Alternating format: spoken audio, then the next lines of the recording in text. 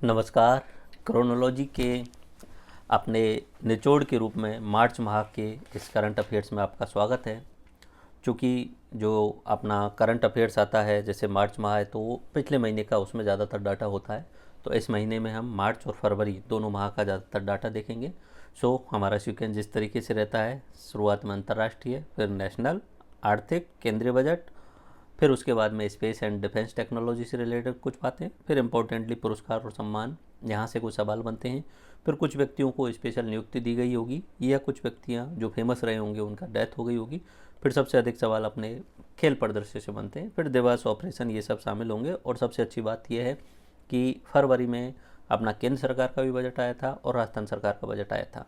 तो दोनों बजट को हम यहाँ पे इसके अंदर समराइज करेंगे। ओके, ये थोड़ा सा बड़ा होगा बट हम की पॉइंट्स को निकालेंगे। एक्चुअली में होने को तो फरवरी मार्च में बहुत सारी घटनाएं हुई थी और हज़ारों रिपोर्ट आती है। उन रिपोर्ट्स में से कौन ऑथेंटिक रिपोर्ट है, किस रिपोर्ट्स को जो है वो गवर्नमेंट सरकारें मान्यताएं देती हैं, किस रिपोर्ट को हम ऑथेंटिक मानते हैं और किस रिपोर्ट के अनुसार आरएएस में एग्जाम में सवाल पूछे जा सकते हैं, वही मैंने यहाँ पे निचोड़ के रूप में रखे हैं।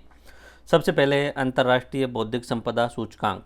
ठीक है, एक यूएस में कोई चैम्बर है, US chamber of commerce and global innovation policy centre. तो उसने अंतर्राष्ट्रीय लेवल पे जितने भी इंटेलेक्चुअल्स प्रॉपर्टीज़ हैं उन पे एक रिपोर्ट निकाली और उन्होंने बोला कि पूरे विश्व में सबसे ज़्यादा इंटेलेक्चुअल प्रॉपर्टी अमेरिका के पास में है और भारत जो है वो 42 नंबर पे आता है। ठीक है, बस इसमें से सवाल कुछ नहीं बनेगा, तो याद करने का कुछ स्पेशल है ही नहीं इसमें। ओके, उसके बाद में वैश्विक जैव ईंधन गठबंधन, ये काफ़ी इम्पोर्टेंट है, याद करने का है। ग्लोबल लेवल पे बायोफ्यूल का एक अलायंस बनाया जा रहा है। ठीक है, और इस बायोफ्यूल अलायंस में भारत, अमेरिका, ब्राज़ील और अन्य इच्छुक देश इसमें शामिल हो रहे हैं। इवन G20 की जो बैठक हो रही है उसमें वैश्विक बायोफ्यूल अलायंस का जो है वो एक तरीके से उद्घाटन भी किया जा रहा है। ओके, तो ये थोड़ा सा ध्यान रख लेना, ये पॉइंट इंपॉर्टेंट है। इसकी जो शुरुआत कर रहा है वो भारत कर रहा है। तो 6 से 8 फरवरी को आयोजित भारत ऊर्जा सप्ताह के दौरान केंद्रीय पेट्रोलियम व प्राकृतिक मंत्री हरदीप पुरी के द्वारा वैश्विक जैव ईंधन संगठन की शुरुआत की गई। ध्यान क्या रखना है, इसको शुरुआत करने वाला कौन है? भारत है। और इसमें शामिल देश भारत, अमेरिका, ब्राज़ील और अन्य देश भी इसमें शामिल होते जाएंगे।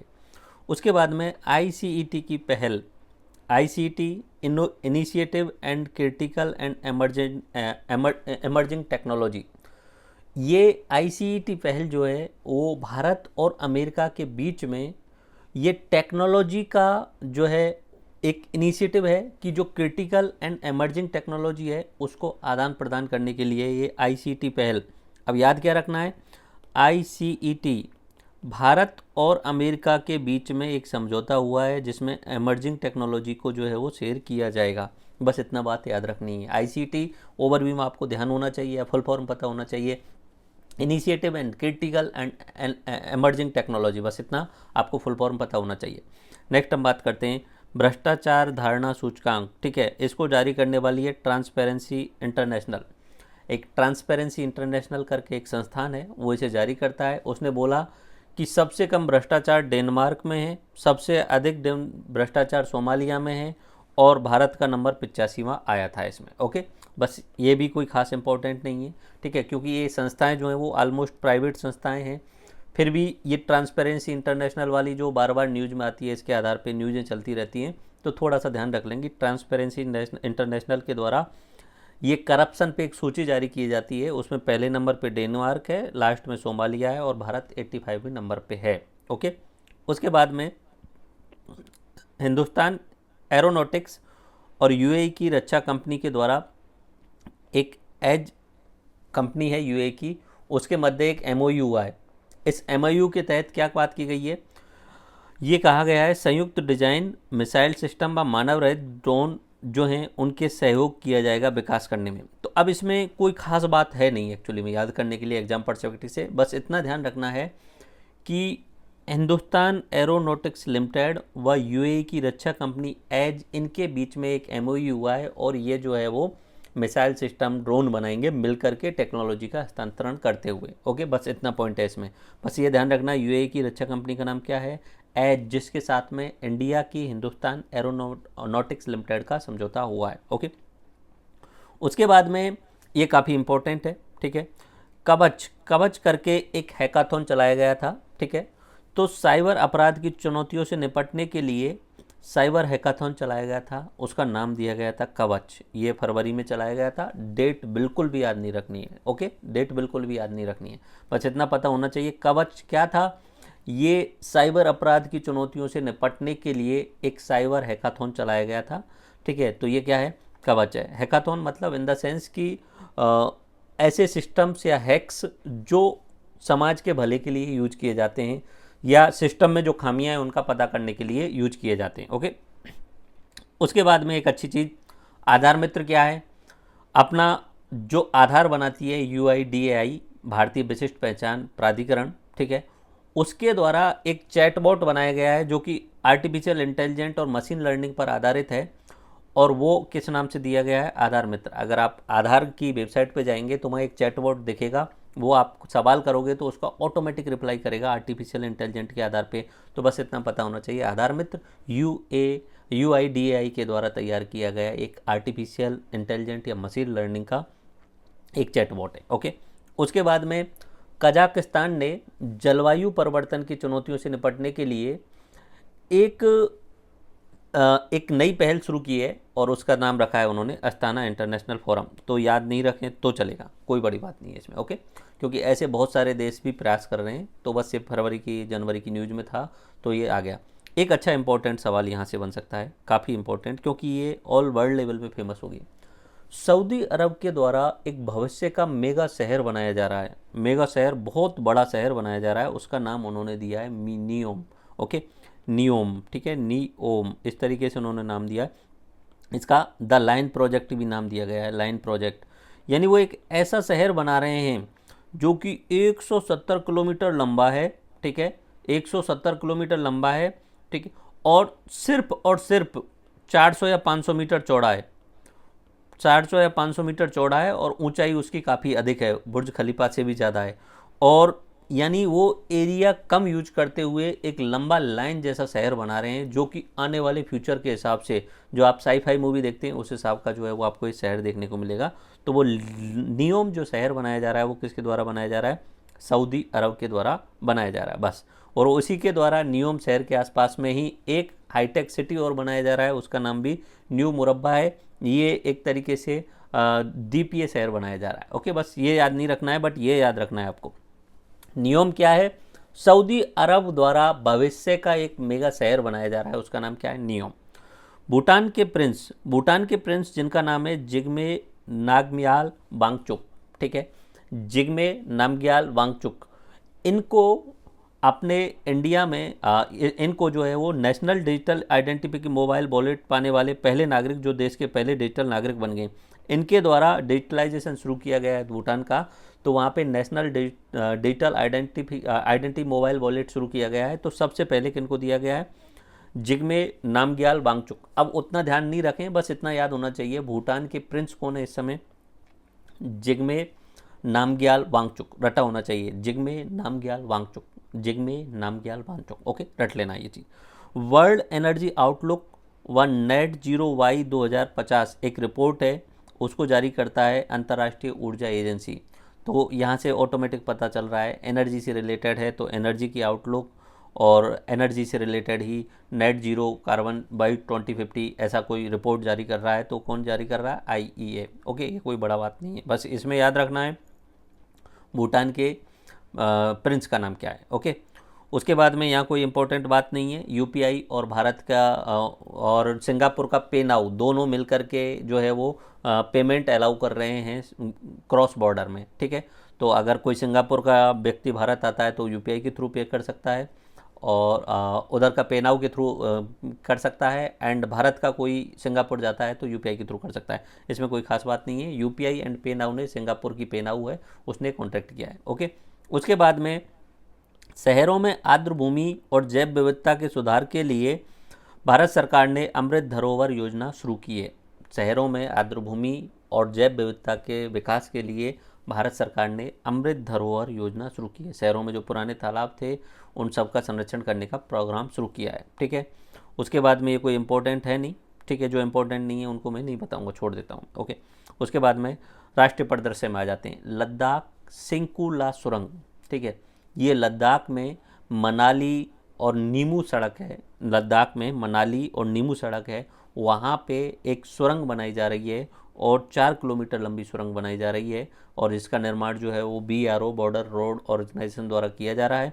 ठीक है, ये ध्यान नहीं रखना है, बस आपको ये पता होना चाहिए सिंकुला सुरंग कहाँ पे बन रही है। लद्दाख में मनाली और नीमू सड़क पे बन रही है। ओके, उसके अलावा आपको पता होना चाहिए अटल सुरंग मनाली टू लेह वाले रास्ते पे है और जोजिला सुरंग श्रीनगर और लेह वाले रास्ते पे है। बस इतना पता होना है, श्रीनगर से करगिल जाना और फिर लेह। ठीक है, ये पूरा आपको याद होना चाहिए। दोबारा से रिवाइज करते हैं। सिकुला सुरंग मनाली टू नीमू वाले रास्ते पे है, 4 किलोमीटर लंबी सुरंग। उसके बाद में अटल सुरंग मनाली टू लेह वाले रास्ते पे है और जोजिला सुरंग श्रीनगर टू लेह वाले रास्ते पे है, ध्यान रखना है। Okay, the vibrant village programme कोई खास इंपॉर्टेंट नहीं है। देश के 19 जिलों में और अलग अलग क्षेत्रों में 667 गाँव में ये वाइब्रेंट विलेज प्रोग्राम शुरू किया गया है। इसका उद्देश्य ये है अवसंरचना विकास व आजीविका के अवसरों का निर्माण करना। तो कोई खास इंपॉर्टेंट एग्जाम पर्सपेक्टिव से है नहीं। वाइब्रेंट यानी किसी गांव का अवसंरचना विकास करनी और आजीविका के अवसर डेवलप करना है। विलेज प्रोग्राम नाम से पता चल रहा है, जो नाम से पता चल रहे हैं उनको याद करने की ज़रूरत है नहीं। उसके बाद में G20 की बहुत सारी बैठक हुई थी, सब याद नहीं रख सकते। G20 की जो बैठक हमारे राजस्थान में हुई थी उनको याद रखना है। ओके, जो राजस्थान में हुई थी उनको याद रखना है, तो जहाँ जहाँ पे राजस्थान वाले आए उन्हें याद कर लेना। ठीक है, संस्कृति कार्य समूह, अब ये ध्यान रख लेना G20 की संस्कृति। अब G20 की डेट कौन सी है? 9-10 सितंबर की। ओके, G20 9-10 सितंबर में, और इसकी थीम अपना वसुधैव कुटुंबकम के आधारित है। ओके, तो संस्कृति यानी कल्चर से रिलेटेड है, तो अपना मध्य प्रदेश में खजुराहो मैंने ठीक हुई। ओके, उसके अलावा और भी बैठक हुई थी, भुवनेश्वर, हम्पी। ठीक है, तो मेनली आपको ये ध्यान रख लेना है। चलो, ये ध्यान मत करना। ठीक है, ऑल बाहर की जितनी भी कम से कम 200 बैठक हुई है G20 की। अब 200 बैठक रटने का कोई औचित्य नहीं है। अपने राजस्थान में जहाँ जहाँ पे हुई है, उदयपुर जोधपुर वाली, वो रट लेनी आपको। ओके, उसके बाद में जादुई पिटारा नाम से पता नहीं चल रहा है, तो थोड़ा सा ये याद रखने वाला पॉइंट है। नाम से पता नहीं चल रहा है इसलिए याद रखने वाला पॉइंट है। राष्ट्रीय शिक्षा नीति 2020 में आई थी, तो 3 से 8 वर्ष के आयु के जितने भी बच्चे हैं उनको खेल पे आधारित शिक्षण सामग्री उपलब्ध कराई जाएगी। और वो क्या, किस नाम से दिया गया है? जादुई पिटारा नाम से। एक तरीके से इसमें 13 भाषाओं में उपलब्ध शिक्षण सामग्री प्रदान की जा रही है। एक तरीके से डिजिटल टैबलेट फॉर्मेट में होगा। ओके, उसके बाद में 32वां विधि आयोग, कोई खास बात नहीं है। 32वें विधि आयोग के कौन अध्यक्ष बनेगी, कोई इंपॉर्टेंट है नहीं एग्जाम पर्सपेक्टिव से। ओके, उसके बाद में स्काई UTM, भारत का प्रथम drone air traffic management system. ठीक है, याद रख लेना है। मतलब भारत ने अब एयर ट्रैफिक को कंट्रोल करने के लिए, जो ड्रोन का एयर ट्रैफिक है उसको कंट्रोल करने के लिए एक सिस्टम बनाया है, उसका नाम दिया है स्काई UTM। तो ड्रोन एयर ट्रैफिक जितना भी है उसको मैनेजमेंट करने का सिस्टम का नाम क्या दिया है उन्होंने? Sky UTM। Okay, done. उसके बाद में एक भारत सरकार ने 2 आतंकवादी संगठनों को जो है वो UAPA के तहत आतंकवादी घोषित कर दिया है। ठीक है, एक तो खालिस्तानी टाइगर फोर्स है, जम्मू कश्मीर गजनवी फोर्स है। तो ये भी एग्जाम के हिसाब से बिल्कुल इंपॉर्टेंट नहीं है, जस्ट GK में पता होना चाहिए। खालिस्तानी फोर्स वाला या गजनवी फोर्स वाला जस्ट GK के हिसाब से पता होना चाहिए, एग्जाम में नहीं आएगा पक्का। ओके, डिजिटल इंडिया पहल के बारे में जागरूकता फैलाने के उद्देश्य से डिजिटल इंडिया मोबाइल वैन। ठीक है, ये कोई बड़ी बात नहीं है। डिजिटल इंडिया पहल है, जागरूकता फैलाई जा रही है, डिजिटल इंडिया मोबाइल वैन चलाई जा रही है। इट्स ओके, नॉर्मल सी बात है। हाँ, ध्यान रख लेना मंत्रालय कौन सा है, क्योंकि डिजिटल इंडिया पहल की है तो इलेक्ट्रॉनिक एवं सूचना मंत्रालय ही होगा। ओके, ये इंपॉर्टेंट है। जम्मू कश्मीर में लिथियम की खोज हुई है, और कहाँ पे हुई है? सलाल हेमाना नाम की एक एरिया है जम्मू कश्मीर में, वहाँ पे लिथियम की खोज हुई है। बहुत इंपॉर्टेंट है ये, पूरा सबसे ज़्यादा इंपॉर्टेंट है ये न्यूज़ में काफ़ी रहा था, तो ध्यान रखना।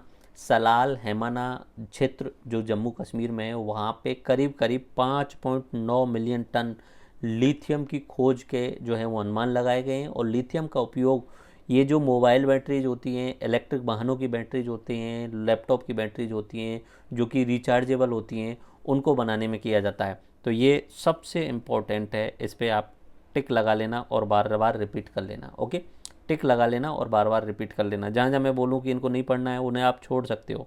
ओके, ये पढ़ना ही है, ये नहीं पढ़ना है, मैं आपको बोलता चलूँगा। जिनको पढ़ना है और नहीं पढ़ना है उनको टिक लगा लेना। ओके, रटना है, क्योंकि देखो ऐसा डाटा बहुत सारा होता है, उसमें से कौन सा रटना पाए ये इंपॉर्टेंट होता है कि कितना रट सकते हैं। ओके, तो ये आपको अच्छे तरीके से रटना ही रटना है। केंद्रीय बैंक के गवर्नरों की बैठक बेंगलुरु में 200 बैठकें, नहीं याद कर सकते, छोड़ो। ओके, क्योंकि उस महीने में था न्यूज़ में तो ये डाला हुआ है, लेकिन नहीं है इम्पोर्टेंट, नहीं रट सकते इतना सारा, और इम्पोर्टेंट वही है जो राजस्थान में होने वाली है। उसके बाद में 30वां राष्ट्रीय बाल विज्ञान कांग्रेस, हाँ ये ध्यान रख सकते हैं कि बाल विज्ञान कांग्रेस कहाँ पे हुआ था, अहमदाबाद में Gujarat council of science city में हुआ था। ठीक है, उसका थीम क्या रखा गया था, understanding ecosystem for health and wellbeing. ठीक है, तो ये बस इतना ध्यान रखना है, बाल विज्ञान कांग्रेस कहाँ पे हुआ था, अहमदाबाद में, ये पॉइंट उतना आपको ध्यान रखना है। ओके, उसके बाद में खनन प्रहरी मोबाइल ऐप। अब खनन प्रहरी मोबाइल ऐप से पता चल रहा होगा कि कोयला खनन गतिविधियों की रिपोर्ट रखने के लिए और इसमें नागरिकों की भागीदारी प्रोत्साहित करने के लिए, क्योंकि जहाँ पे नाम से पता चल जाता है ना कि इसका क्या उद्देश्य है, एक चीज़ आप ध्यान रखना, जहाँ नाम से पता चल रहा है कि इसका क्या उद्देश्य है, या तो उसका आंसर आप खुद से दे लोगे और मोस्ट प्रोबेबली चांस वो एग्जाम में नहीं पूछा जाएगा, क्योंकि नाम से ही पता चल रहा है तो एग्जामिनर क्यों पूछेगा उस चीज़ को। लेकिन जादुई पिटारा जैसे मैंने बोला, तो उसमें नाम से पता नहीं चल रहा है तो वो एग्जाम में पढ़ने के चांस है। यहाँ पता चल रहा है खनन प्रहरी, यानी जनता खुद बताएगी कि कहाँ कहाँ पे खनन चल रहा है, नागरिकों की भागीदारी, तो बस इतना जो पता चल रहा है वो आपको याद करने की ज़रूरत है नहीं। उसके बाद में आंध्र प्रदेश की जो नई राजधानी बनाने की घोषणा कर दी गई है वो अभी विशाखापट्टनम को कर दिया गया है। ठीक है, पहले जो प्लान चल रहे थे उनको कैंसिल करके अभी आंध्र प्रदेश के मुख्यमंत्री वाई.एस. जगन मोहन रेड्डी के द्वारा अभी नई राजधानी विशाखापट्टनम रहेगी। ओके, उन्होंने ये घोषणा कर दी है। उसके बाद में महिलाओं का और पुरुषों का जो IPL हुआ था उसमें किसको जो है वो स्पॉन्सरशिप मिली थी, तो टाटा को मिली थी, ये सबको पता है, तो नहीं पढ़ना है। ओके, टाटा IPL जैसे हम जानते हैं। ओके, हाँ ये सवाल काफ़ी इंपॉर्टेंट, लद्दाख का प्रथम जैव विविधता विरासत स्थल, जैव विविधता विरासत स्थल एक झील है याया त्सो। ये झील लद्दाख की प्रथम जैव विविधता विरासत स्थल के रूप में विकसित की गई है, ध्यान रख लेना है। ओके, लद्दाख के प्रथम जैव विविधता विरासत स्थल याया त्सो। चलो एक बार में सारी चीज़ें अभी जो अपने अंतर्राष्ट्रीय और राष्ट्रीय में हुई हैं उनमें से याद करने की कोशिश करते हैं, रिवाइज करने की कोशिश करते हैं। अंतर्राष्ट्रीय बौद्धिक संपदा सूचकांक कुछ भी याद नहीं रखना है। ठीक है, पहले नंबर पे अमेरिका है, बस इतना सबको पता है, आइडिया भी नहीं है। ठीक है, दूसरा ये काफ़ी इंपॉर्टेंट है। ठीक है, वैश्विक बायोफ्यूल ईंधन का अलायंस बनाया जा रहा है जिसकी शुरुआत भारत ने की है, इसलिए इम्पोर्टेंट है। ठीक है, ऐसे सोलर अलायंस बनाया गया, उसकी शुरुआत भारत ने की थी, तो इसलिए इंपॉर्टेंट है। ठीक है, तो अभी इसका फेज शुरुआत हुई है, अभी इसकी घोषणा हुई थी एंड अभी संगठन बना है, तो और भी चीज़ें इसमें अपडेट होंगी। लेकिन यह ध्यान रखना, भारत, अमेरिका, ब्राज़ील इसमें शामिल हैं, और भी देश इसमें शामिल हो रहे हैं, लेकिन इसकी शुरुआत कौन कर रहा है, इंडिया कर रहा है। उसके बाद में ICET, भारत और अमेरिका के बीच में एक समझौता हुआ था, बस इतना, बाकी और कोई डाटा नहीं। भ्रष्टाचार सूचकांक कौन जारी करता है, ट्रांसपेरेंसी इंटरनेशनल, बस इतना, और कुछ भी पॉइंट याद नहीं करना है इसमें से। ओके, उसके बाद में हिंदुस्तान एरोनॉटिक्स लिमिटेड और UAE की रक्षा कंपनी एज के मध्य क्या हुआ है, MOU हुआ है, बस। बाकी क्या होंगे, डिज़ाइन विजाइन आपको पता चल गया, रक्षा से रिलेटेड है तो ऑटोमेटिक रक्षा से रिलेटेड जितने भी अस्त्र बनते होंगे, जितने भी मिसाइल्स बनती होंगी या ड्रोन्स बनते होंगे, उन सब पे एक दूसरे की सहायता करेंगे, बात खत्म। ये सबसे इम्पोर्टेंट, कवच याद करना ही करना है। ठीक है, इंपॉर्टेंट, टिक लगा रहा हूँ मैं, कवच। कवच एक साइबर हैकाथॉन है जो कि साइबर अपराध की चुनौतियों से निपटने के लिए जारी किया गया, तो ध्यान रखना है ये वाला पॉइंट। ओके, उसके बाद में आधार मित्र, नाम से पता चल रहा है तो याद करने में कोई इशू नहीं है, फिर भी आर्टिफिशियल इंटेलिजेंट पे आधारित एक चैटबॉट है जो आधार की वेबसाइट के द्वारा जारी किया गया था, ये याद नहीं रखना है, ये याद रखना है, इंपॉर्टेंट है। सऊदी अरब द्वारा बनाया गया एक शहर नियोम, ठीक है, काफ़ी फेमस है ये, और आने वाले फ्यूचरिस्टिक शहर बनाया गया है, तो याद रखना है। और नियोम के पास में एक दूसरा शहर है न्यू मुरब्बा, बट ये याद नहीं रखना है। ओके, नियोम याद रख लो, ऐसे तो उन्होंने उस प्रोजेक्ट को बहुत बड़ा बनाया है, उसमें पोर्ट भी बनाए जा रहे हैं, उसमें एयरपोर्ट भी बनाए जा रहे हैं, 4-5 शहर डेवलप किए जा रहे हैं, बट इतना ध्यान रखो मेन प्रोजेक्ट है नियोम। ठीक है, ऐसे तो हम कोई UAE की PSC की तैयारी कर नहीं रहे हैं, तो उतना ज़्यादा डिटेल में जाने की ज़रूरत नहीं है, ओवरव्यू में पता होना चाहिए, क्योंकि ठीक है। उसके बाद में भूटान के प्रिंस का नाम पता होना चाहिए, क्या हुआ क्या नहीं हुआ वो अलग बात है। ठीक है, जिग्मे नामग्याल वांगचुक, बस इतना ध्यान रखना चाहिए।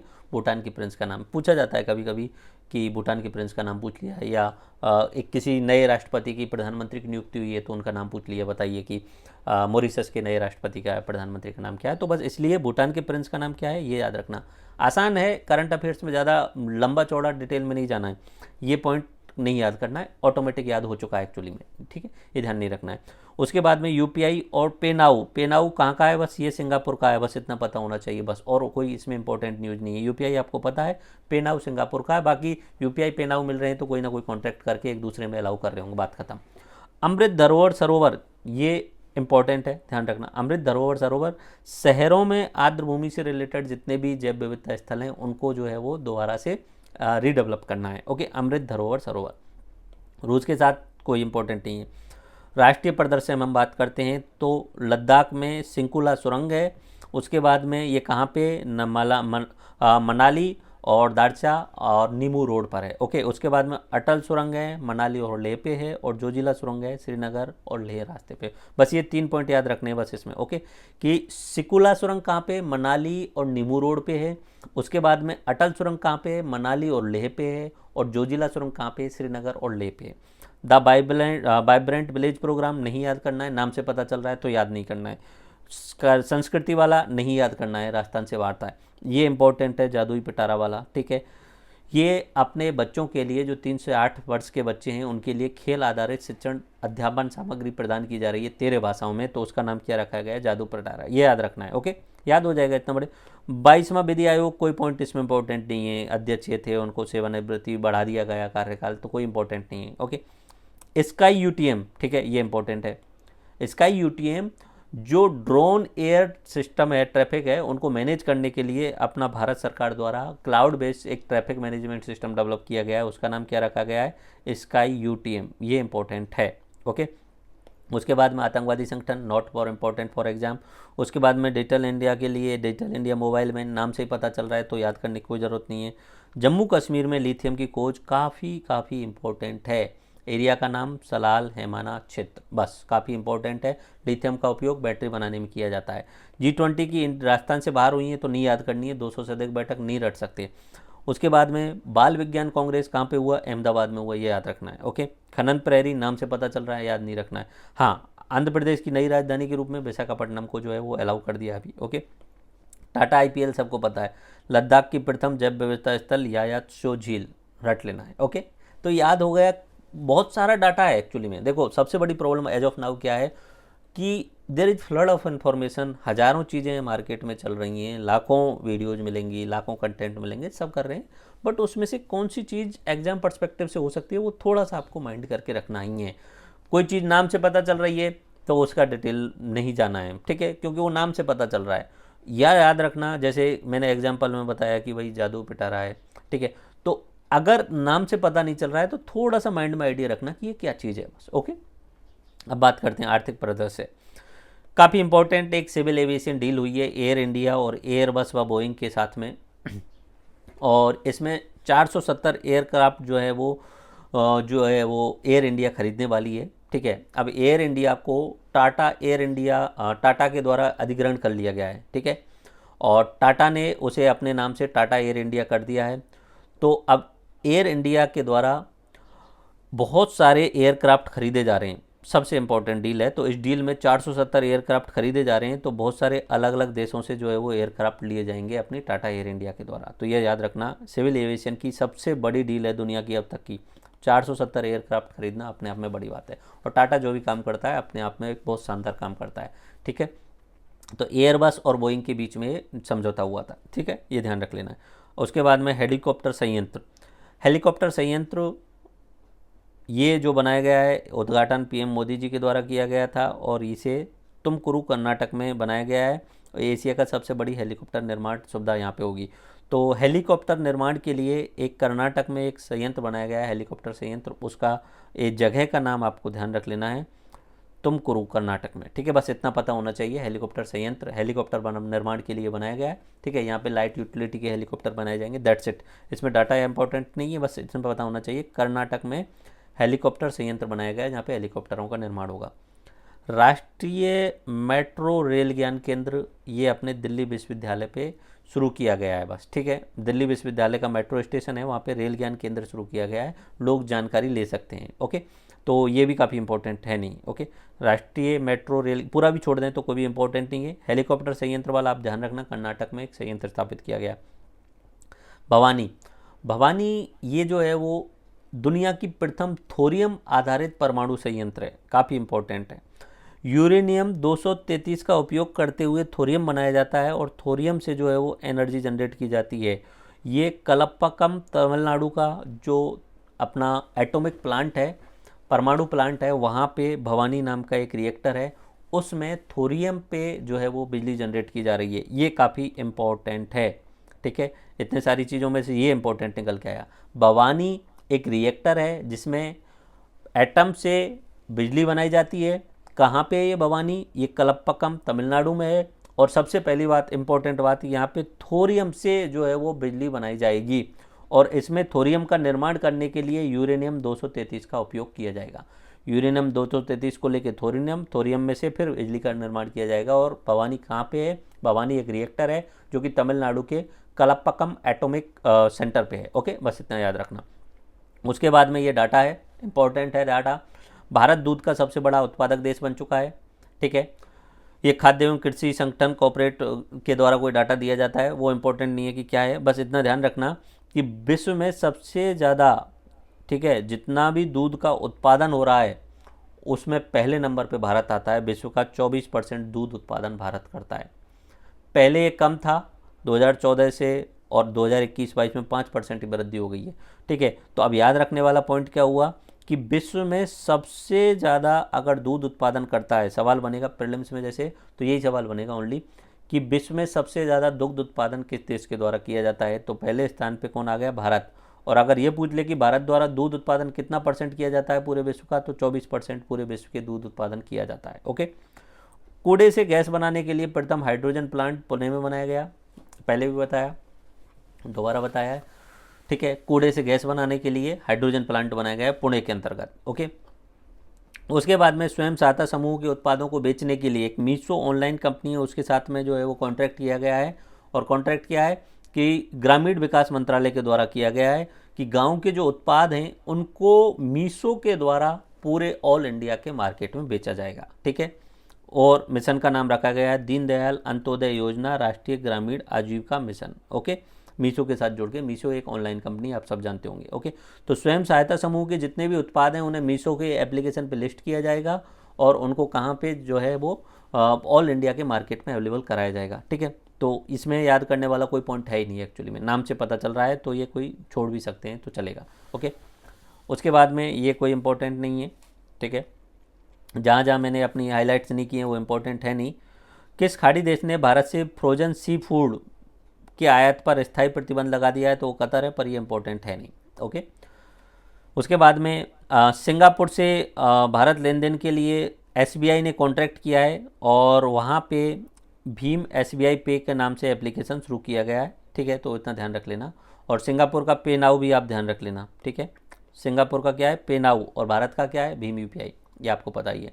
उसके बाद में भारतीय रेलवे और इंडियन पोस्ट ने door to door parcel pickup और उसकी डिलीवरी सर्विस के लिए एक नई सेवा शुरू की है, उसका नाम रखा है रेल पोस्ट गति शक्ति एक्सप्रेस कार्गो सर्विस। नाम से पता चल रहा है तो याद करने वाली कोई इंपॉर्टेंट पॉइंट है ही नहीं। एक्चुअली में रेल पोस्ट गति शक्ति, बहुत fast to fast, door to door cargo service, तो नाम से पता चल रहा है तो याद करने वाला पॉइंट इसमें है नहीं। ये वाला भी नाम से इसमें याद करने वाला है नहीं। भारतीय कृषि अनुसंधान परिषद ICAR द्वारा गेहूं की, ये काफ़ी इंपॉर्टेंट है, ओके, रटने वाली चीज़ है। भारतीय कृषि अनुसंधान परिषद ICAR द्वारा गेहूं की कौन सी किस्में विकसित की गई है जो गर्मी की लहरों के प्रभाव से बचने में सक्षम है? HD3385 रट लेना, HD3385 रट लेना ये, ओके। उसके बाद में हम बात करते हैं GST की बैठक होती रहती है GST परिषद की, तो 49वीं बैठक थी, नई दिल्ली में हुई थी, तो कोई पॉइंट इंपॉर्टेंट पॉइंट है नहीं। उसके बाद में विदेश मंत्रालय के प्रमुख वार्षिक आयोजन एशिया आर्थिक संवाद का 7वां संस्करण जो हुआ था वो पुणे में हुआ था और उसमें बात की गई थी थीम के रूप में एशिया और उभरती अर्थव्यवस्था के रूप में। थोड़ा सा देख सकें तो देख लेना, याद करने वाला पॉइंट है नहीं इसमें, ओके। उसके बाद में बात करते हैं नास्कॉम, ठीक है, इनके द्वारा जो है वो रिपोर्ट जारी की जाती है और इन्होंने बोला है कि सबसे ज़्यादा जो स्टार्टअप हैं वो अमेरिका में शुरू किए जा रहे हैं, उसके बाद चीन में स्टार्टअप शुरू किए जा रहे हैं और विश्व में स्टार्टअप शुरू करने के मामले में भारत तीसरे नंबर पे आता है और भारत में अब तक कुल 27,000 स्टार्टअप रजिस्टर्ड हो चुके हैं, ठीक है।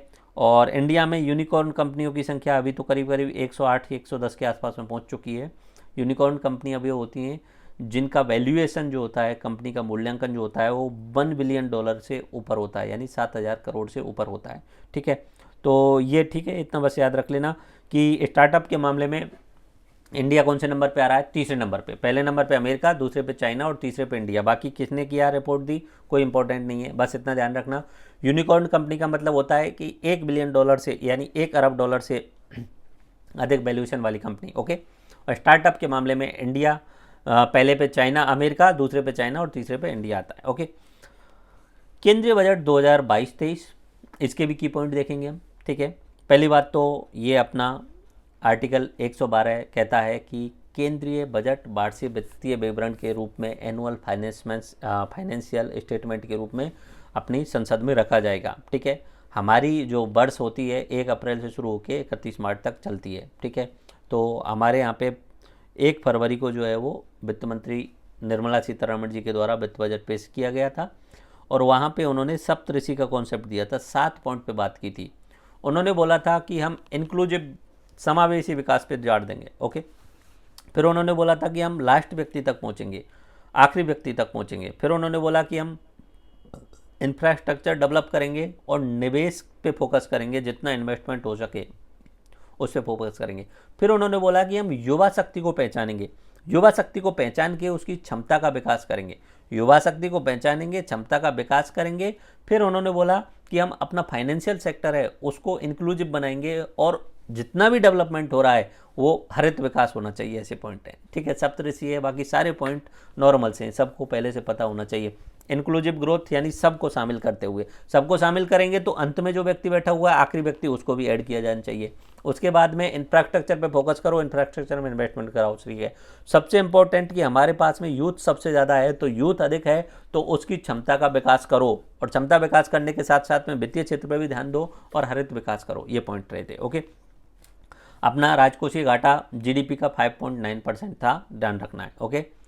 और प्रति व्यक्ति आय पिछले 9 सालों में बढ़कर के दुगनी हो गई है और प्रति व्यक्ति आय अपने इंडिया की है 1.97 लाख प्रति व्यक्ति आय, per capita income 1.97 lakh, okay.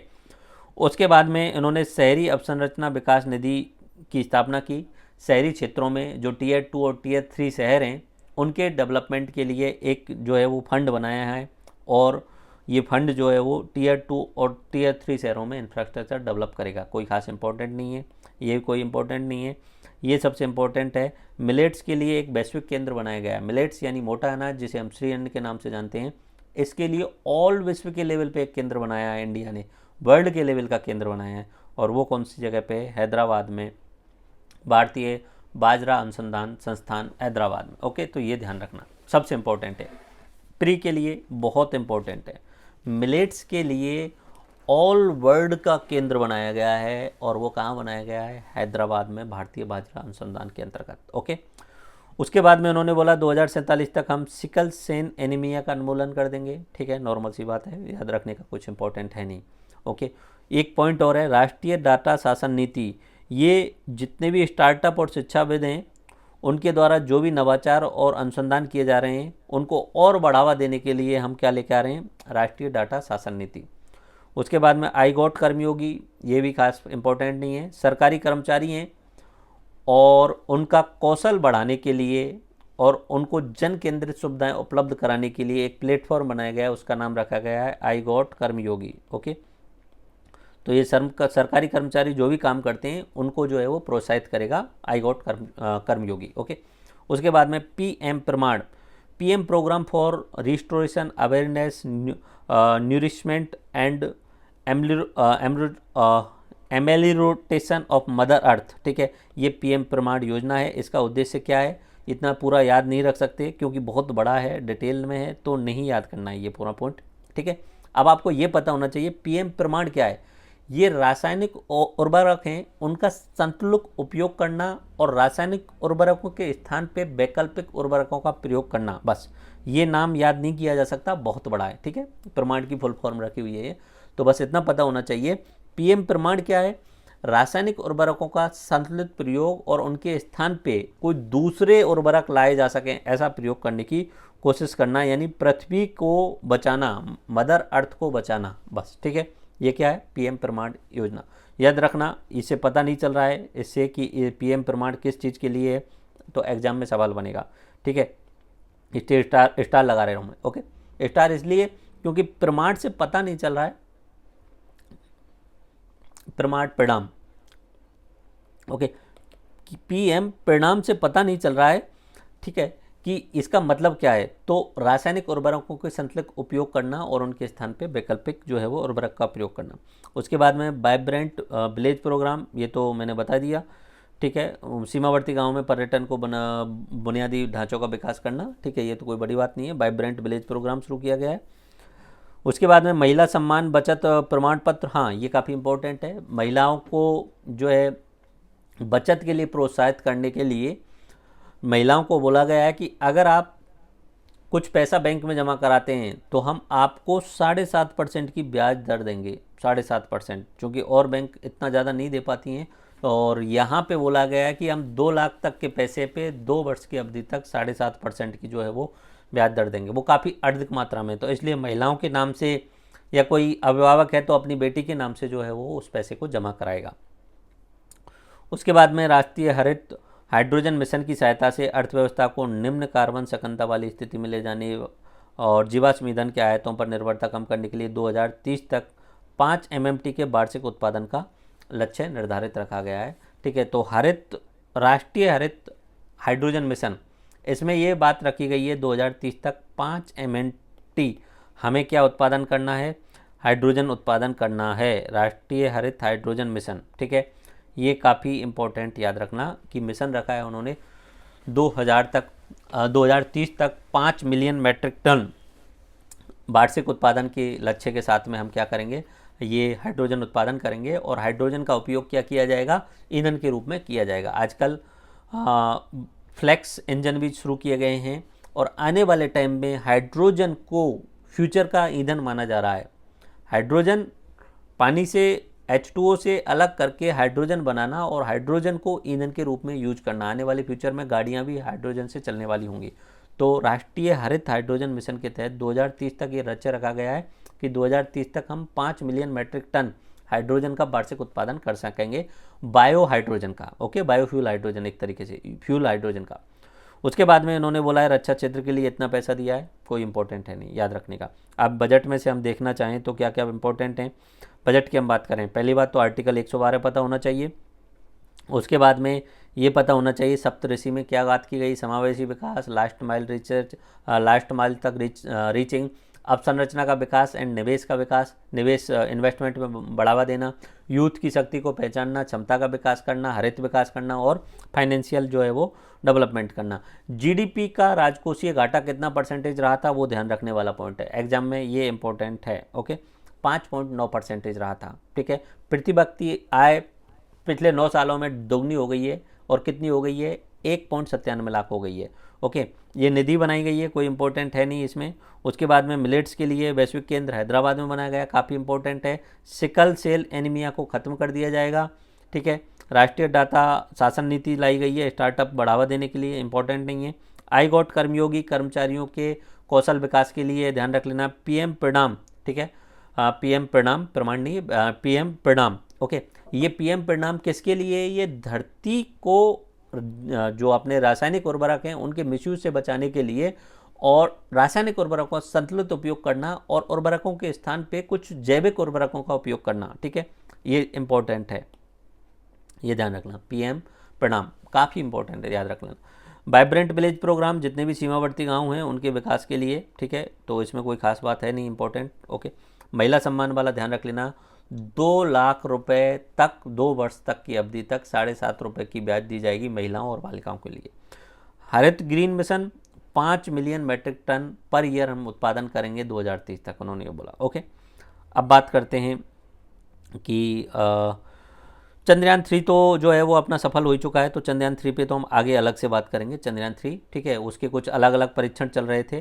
Chandrayaan 2 जो 2019 में सफल नहीं हो पाया था, उसके बाद में चंद्रयान 3 अभी 23 अगस्त को लैंड कर चुका है मून पे, तो उस पर हम अलग से बात करेंगे। ठीक है, इसके पिछले 4 साल में अलग अलग परीक्षण हो रहे थे कि एक एक कमी को हम वो फेलियर बेस्ड अप्रोच अपना रहे थे कि कौन कौन सी गलतियों के कारण हम फेल हो सकते हैं, तो पहले हम उन गलतियों को सुधारें। तो बहुत सारे प्रयोग चल रहे थे, तो उनमें से एक प्रयोग का नाम था, बट वो इसलिए मैंने उसे काटा हुआ है। उसके बाद में लघु उपग्रह प्रक्षेपण यान, स्मॉल सैटेलाइट लॉन्चिंग व्हीकल, ठीक है, इसरो के द्वारा इसे डेवलप किया गया है। ठीक है, तो इसके द्वारा बस इतना ध्यान रख लेना, SSLV इसरो के द्वारा डेवलप किया गया है। भारत का प्रथम हाइब्रिड रॉकेट लॉन्च किया गया है। भारत का प्रथम हाइब्रिड रॉकेट लॉन्च किया गया है, और कहाँ से किया गया था? तमिलनाडु के पट्टीपुलम गांव से। ओके, ये एक आइलैंड है, तमिलनाडु का पट्टीपुलम गांव, तमिलनाडु का पट्टीपुलम गांव, और वहाँ पे इस मिशन का नाम रखा गया था doctor APJ Abdul Kalam satellite launch vehicle mission 2023। Okay, इसमें मौसम, वायुमंडल स्थिति और विक्रम अनुसंधान के लिए इसमें करीब करीब 150 उपग्रह जो है वो ले जाए गए थे हाइब्रिड रॉकेट लॉन्च में। ओके, ये रॉकेट था, उसमें 150 उपग्रह ले जाए गए थे। उसके बाद में एक शब्द आता है हांग्स, ये थोड़ा सा याद रखना, इंपॉर्टेंट हो सकता है।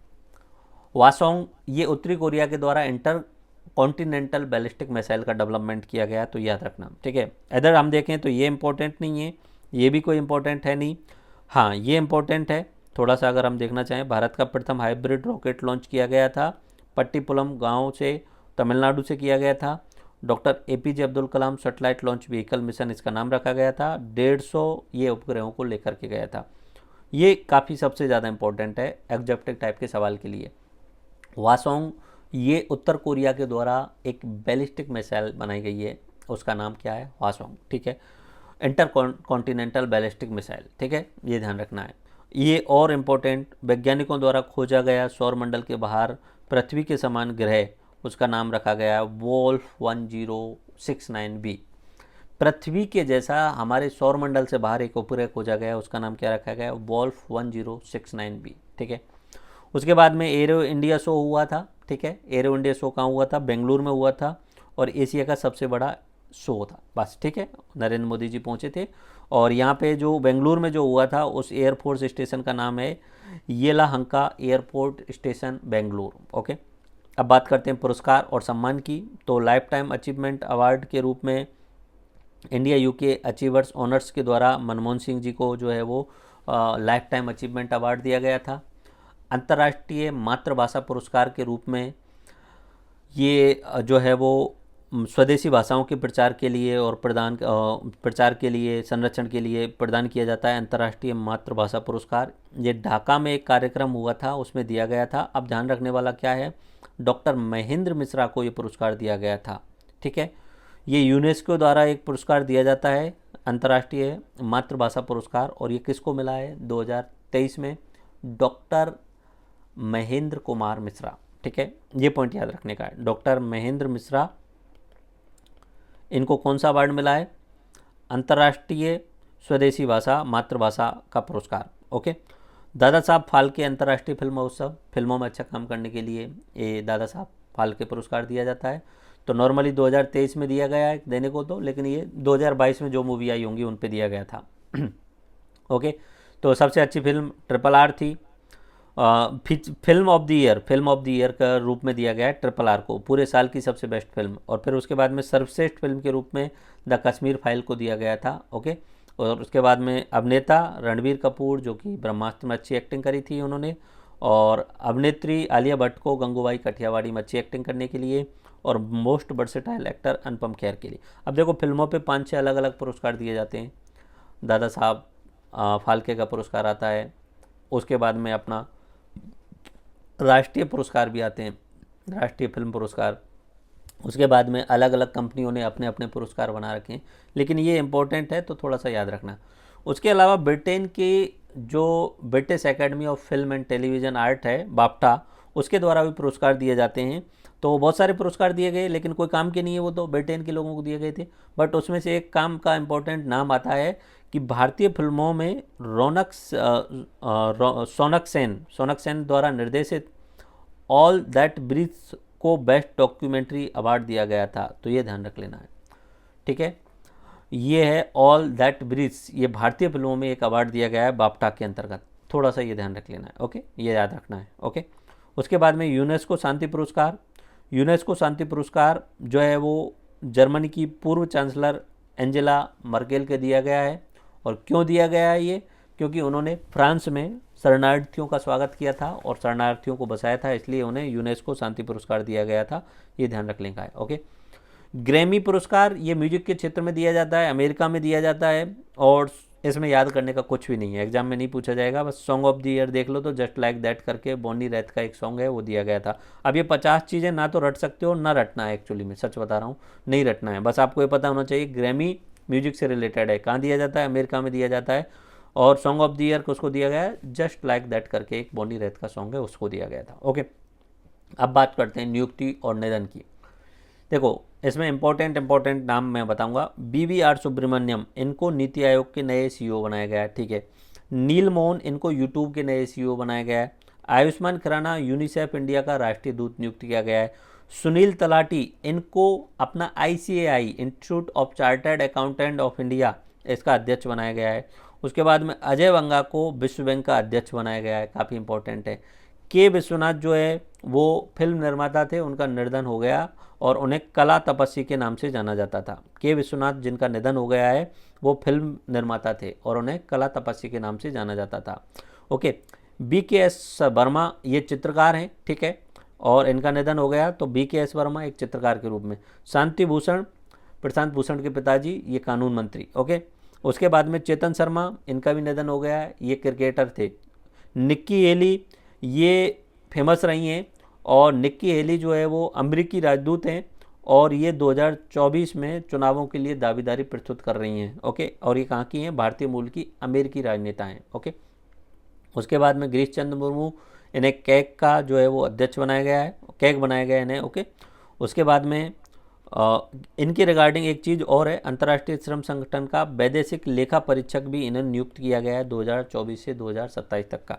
उसके बाद में रुचिरा कंबोज, ये अपना संयुक्त राष्ट्र के सामाजिक विकास आयोग के 62वें सत्र की अध्यक्ष रही थी, तो ये याद रख लेना, सामाजिक विकास आयोग के 62वां सत्र अध्यक्ष जो रही हैं वो रुचिरा कंबोज रही हैं।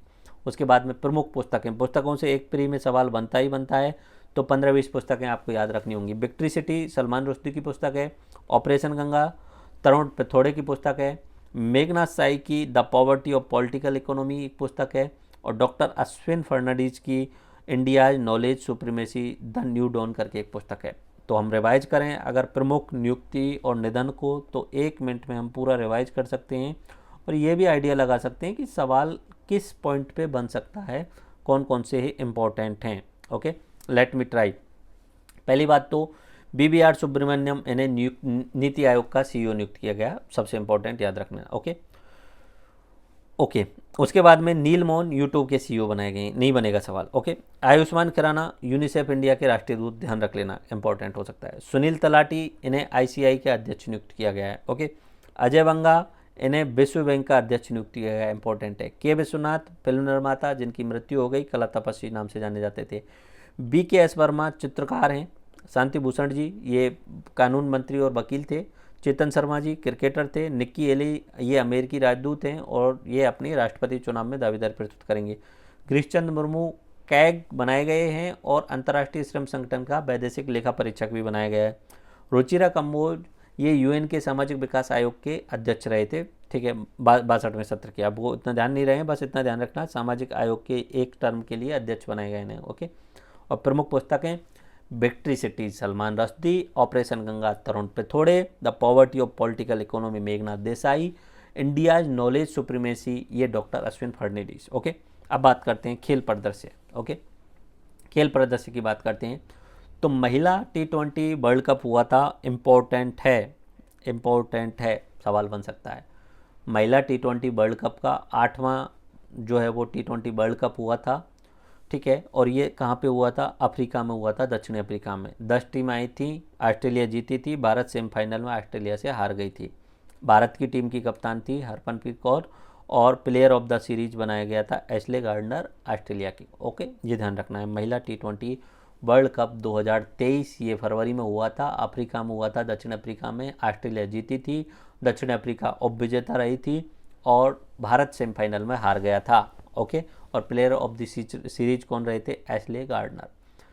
खेलो इंडिया यूथ गेम्स 2022, खेलो इंडिया यूथ गेम्स ये 5वां संस्करण था। ये कहाँ पे हुए थे? मध्य प्रदेश और दिल्ली में हुए थे। शुभंकर बनाया गया था, आशा एक चीता है उसको शुभंकर बनाया गया था। इसमें सबसे नंबर 1 पे रहा था महाराष्ट्र। ओके, शुरुआत खेलो यूथ इंडिया गेम्स की जो हुई थी दिल्ली में 2018 में हुई थी। ओके, उसके अलावा यहाँ पे 40 खेलो इंडिया केंद्र भी खोले गए हैं जिनका उद्घाटन किया गया। ये इंपॉर्टेंट नहीं है, बस इतना याद रखना। खेलो इंडिया यूथ गेम्स 2022 ये 5वां संस्करण था। मध्य प्रदेश और दिल्ली में दोनों जगह पे हुआ था। आशा चीता को जो है वो शुभंकर बनाया गया था। पहले नंबर पे महाराष्ट्र रहा था। ओके, बस इतना याद रखना है। उसके बाद में हम बात करते हैं 2026 का फीफा विश्व कप कहाँ पे होगा? तो ये नॉर्थ अमेरिका में होगा, मैक्सिको, कनाडा और अमेरिका के अंतर्गत। 2027 में एशियाई फुटबॉल कहाँ पे होगा? तो एशियाई फुटबॉल कप सऊदी अरब में होगा। उसके बाद बात करते हैं रणजी ट्रॉफी। इससे भी सवाल बनते हैं नॉर्मली। तो रणजी ट्रॉफी का जो 88वां संस्करण था, नहीं याद रखना है इतना, तो उसमें विजेता रहा है सौराष्ट्र। ओके, सौराष्ट्र विजेता रहा और उप विजेता रहा पश्चिम बंगाल और फाइनल मैच कोलकाता में हुआ था। खेलो इंडिया शीतकालीन खेल, इसका 3रा संस्करण अपने जम्मू कश्मीर में, शीतकालीन जो है वो सर्दियों में होने वाला, तो ये गुलमर्ग में हुआ था और इसमें सबसे नंबर पे निश्चित सी बात है जम्मू कश्मीर भी आगे रहेगा, क्योंकि वहीं पे जो शीतकालीन गेम्स होते हैं वो नॉर्मली बर्फ़ से रिलेटेड गेम्स होते हैं, तो जम्मू कश्मीर उसमें आगे रहने वाला ही था। ओके, उसके बाद में हम बात करते हैं कि एक रुद्रांश पाटिल जी हैं, उनको पुरुष 10 मीटर एयर राइफल्स में IIFF वर्ल्ड कप में जो है वो स्वर्ण पदक मिला है, याद रखना। ठीक है, IISF वर्ल्ड कप में रुद्रांश पाटिल को स्वर्ण पदक मिला है पुरुष 10 मीटर एयर राइफल के अंतर्गत। ओके, उसके बाद हम बात करते हैं पर्यटन मंत्रालय द्वारा रियल स्पोर्ट इंडिया के साथ मिलकर स्नो मैराथन का आयोजन किया गया था, और वो भी कहाँ पे होगा? निश्चित सी बात है, स्नो यानी बर्फ़ से रिलेटेड कोई मैराथन है तो जम्मू कश्मीर में ही होगी, तो भद्रवाह नाम की जगह जम्मू में वहाँ पे आयोजन किया गया था। ओके, अब बात करते हैं दिवस, सप्ताह और वर्ष की। ठीक है, पहले तो वेटलैंड डे, अंतर्राष्ट्रीय विश्व का वेटलैंड डे मनाया जाता है 2 फरवरी को। ओके, उसके बाद में दलहन दिवस 10 फरवरी को, जो मैंने हाईलाइट किए हैं वो याद रखना है। महिला दिवस, भारतीय महिला दिवस है एक्चुअली में, ये भारतीय राष्ट्रीय महिला दिवस ये 13 फरवरी को सरोजनी नायडू की जयंती पे। ओके, उसके बाद में अंतर्राष्ट्रीय मातृभाषा दिवस ये अपना 21 फरवरी को। ओके, उसके बाद में राष्ट्रीय विज्ञान दिवस 28 फरवरी को। ये बस इतने से ही पॉइंट हैं और इनमें कोई पॉइंट नहीं था। उसके बाद में मीरा पहल, ये millets international initiative for research and awareness, मोटे अनाजों की खपत और उत्पादन बढ़ाने के लिए एक मीरा नाम से एक पहल बनाई गई है। बहुत बहुत इम्पोर्टेंट है, 3 स्टार 4 स्टार लगा के कर लेना इसे। ओके, मीरा पहल जो बनाई गई है, शुरू की गई है, वो मोटे अनाज का खपत और उत्पादन दोनों बढ़ाना, पहले उत्पादन बढ़ाओ और फिर खपत बढ़ाओ। तो ये कौन सी पहल है? मीरा पहल, millets international initiative for research and awareness, ध्यान रख लेना है। ओके, 2023 को UN के द्वारा अंतर्राष्ट्रीय मिलेट्स ईयर भी घोषित किया गया है। अब बात करते हैं ऑपरेशन अभियान्स की। ऑपरेशन दोस्त, ये टर्की और सीरिया में भूकंप आया था, तूफान आया था, तो वहाँ पे बहुत ज़्यादा जनहानि हुई थी, तो वहाँ पे लोगों को बचाने के लिए भारत की NDRF गई थी, तो उसका नाम क्या दिया गया था? ऑपरेशन दोस्त। उसके अलावा दस्तलिक, ये भारत और उज्बेकिस्तान का 2 साल में होने वाला एक जो है वो ऑपरेशन है। उसके बाद में तर्कस, ये इम्पोर्टेंट याद रख सकते हैं क्योंकि नाम से पता नहीं चल रहा है। ठीक है, ये अपना इंडिया का जो NSG है और US का स्पेशल फोर्स है SOF, उनके बीच में जो है वो 6वां संस्करण के रूप में तर्कस अभ्यास हुआ था। एक्सरसाइज धर्म गार्जियन, ये भारत और जापान के बीच में हुआ था। एक्सरसाइज डेजर्ट फ्लैग, ये डेजर्ट फ्लैग अभ्यास जो है वो बहुपक्षीय हवाई अभ्यास था, ये UAE में हुआ था। ठीक है, UAE में हुआ था, बहुत सारे देश आकर के मिले थे, इंडिया भी इसमें गया था। उसका नाम क्या था? Exercise desert flag. ओके, अब बात करते हैं इंडिया का राजस्थान का प्रादेशिक परिदृश्य। ओके, राजस्थान का परिदृश्य की बात करने वाले हैं। सबसे पहले बात, गुलाब चंद कटारिया जी जो कि BJP के प्रमुख नेता थे और राजस्थान विधानसभा में प्रतिपक्ष नेता भी रहे थे, तो उनको राज्यपाल नियुक्त कर दिया गया असम का, ध्यान रख लेना। ठीक है। उसके बाद में इंडिया टुडे ग्रुप जो है वो एक अवार्ड देता है, टूरिज्म एंड सर्वे अवार्ड। उसमें बेस्ट अमर्जिंग डेस्टिनेशन के रूप में राजस्थान को दिया गया था और मोस्ट सीनिक रोड के रूप में उदयपुर और जोधपुर को दिया गया था। बट ये याद नहीं रखना है, इंडिया टुडे का कोई सर्वे आया है उसको नहीं पूछेगा एग्जाम में, कभी भी नहीं पूछना चाहिए, पूछना ही नहीं चाहिए। तो इंडिया टुडे वाला सर्वे नहीं याद रख सकते। कोई सरकार अगर कोई अवार्ड दे रही है तो वो याद रखना है एक्चुअली में। ओके, उसके बाद में यहाँ पे global CSR excellence and leadership award व विजनरी अवार्ड दिया गया था ग्लोबल लेवल पे, और वो दिया गया है राजस्थान के आवासन मंडल के आयुक्त पवन अरोड़ा को। तो थोड़ा सा ये ध्यान रख लेना। ओके, उसके बाद में सौर ऊर्जा संयंत्र हमारे राजस्थान में एक एक्सप्रेस वे जा रहा है अमृतसर से होते हुए और गुजरात तक जाता है। तो उस एक्सप्रेस वे के किनारे किनारे सोलर प्लांट लगाए जा रहे हैं। बस इतना ये पॉइंट आपको पता होना चाहिए। और कौन लगा रहा है? जोधपुर डिस्कॉम और national highway logistic management limited.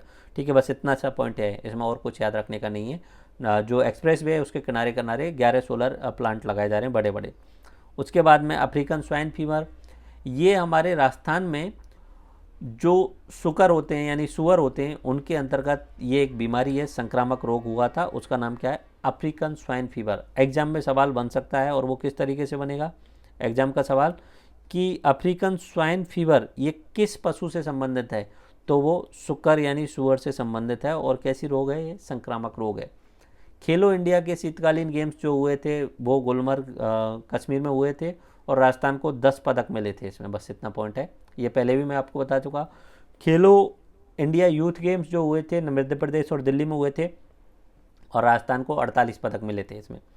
Rajiv Gandhi lift canal की फेज 3 शुरू किया गया है जिसमें 1800 करोड़ रुपए दिए जा रहे हैं, और इसमें जोधपुर, पाली और बाड़मेर के अगले 30 वर्ष के पानी की सुविधाओं को ध्यान में रखते हुए पेयजल आवश्यकताओं की पूर्ति की जाएगी। और किस नहर से की जाएगी? इंदिरा गांधी नहर से पानी लाया जाएगा। जोधपुर, पाली और बाड़मेर में पानी का जो है वो लिफ्ट नहर के थ्रू जो है वो स्थानांतरण किया जाएगा। उसके बाद में भूजल दोहन बढ़ चुका है यहाँ पे।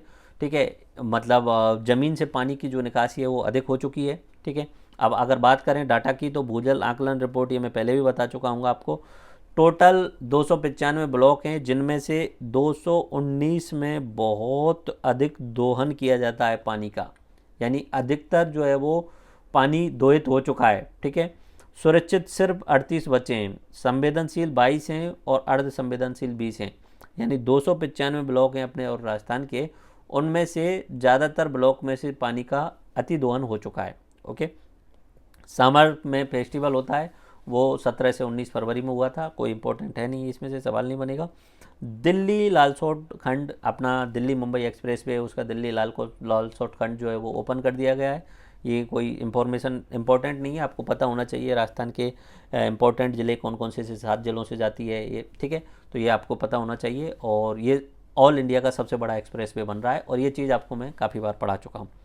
Hall of nuclear power, nuclear powers के रिगार्डिंग जनता को नॉलेज देने के लिए एक पार्क के अंतर्गत हॉल बनाया गया है। और वो कहाँ बनाया गया है?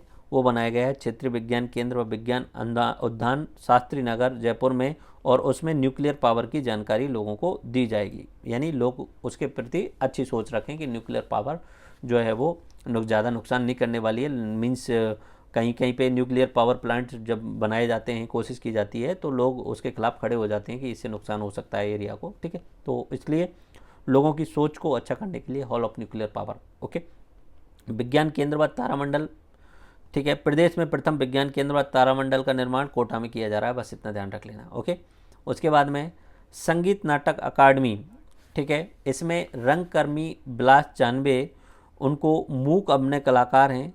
ठीक है, उनको जो है वो पुरस्कार दिया गया है संगीत नाटक अकादमी पुरस्कार। ठीक है, संगीत नाटक अकादमी पुरस्कार, ध्यान रखना, बिलास जानवे को मूक अभिनय कलाकार को जो है वो संगीत नाटक अकादमी पुरस्कार दिया गया है। ओके, उसके बाद बात करते हैं कि रायपुर में 19 फरवरी को बीएसएफ को आयोजित सर्वश्रेष्ठ गोल्फर पुष्पेंद्र सिंह राठौर, ठीक है, डीआईजी अजमेर गए, ये बीएसएफ के।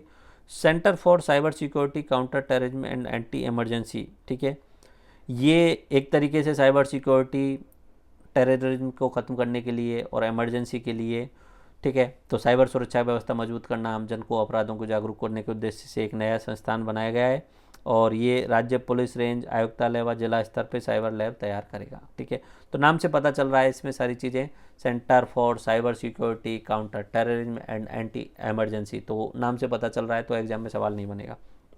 यहाँ सवाल बन सकता है, उषा शर्मा जो हैं उनको इंडिया एक्सपो मार्ट के अंतर्गत एक अवार्ड दिया गया है, साटे अवार्ड 2023। ठीक है, ये थोड़ा सा ध्यान रख लेना। और ये अवार्ड जो है वो पर्यटन एवं आतिथ्य, ठीक है, यानी टूरिज्म एंड फैसिलिटेशन में अवार्ड दिया गया है अपने उषा शर्मा जी को, और इंडिया एक्सपो मार्ट के अंतर्गत दिया गया था।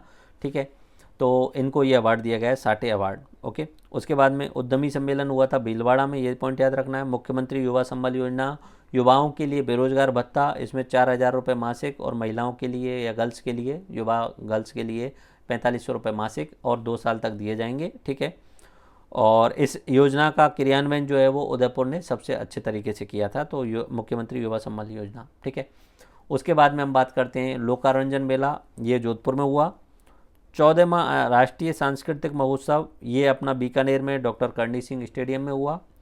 उसके बाद में भदवावाला, ठीक है, ये एक ऐसा ग्राम पंचायत जहां सभी लोगों ने मुख्यमंत्री चिरंजीवी स्वास्थ्य बीमा से जो है वो अपने परिवार को जोड़ लिया। तो भदवावाला श्री गंगानगर का पहला ग्राम पंचायत, इसलिए उसे चिरंजीव ग्राम पंचायत घोषित किया गया था। काफ़ी इम्पोर्टेंट, मोस्ट इम्पोर्टेंट याद रख लेना। ठीक है, भदवावाला गंगानगर का ऐसा गांव जहां सब के सब परिवार मुख्यमंत्री चिरंजीवी स्वास्थ्य बीमा योजना से जुड़ गए और उस गांव को चिरंजीव ग्राम पंचायत घोषित कर दिया गया। राज एसएसएफ, एक तरीके से पेंशनर्स को फेस रिकॉग्नाइजेशन आधार पे वार्षिक भौतिक सत्यापन के लिए राज एसएसएफ ऐप बनाया गया। सीधा सा ऐप है कि पेंशनर हर साल अपना भौतिक सत्यापन करेंगे अपने फ़ोन के सामने, ठीक है, कि मैं अभी ज़िंदा हूँ बताएंगे और पेंशन उनको मिलती रहेगी। ओके, उसके बाद में हम बात करते हैं जियो हेरिटेज साइट के रूप में।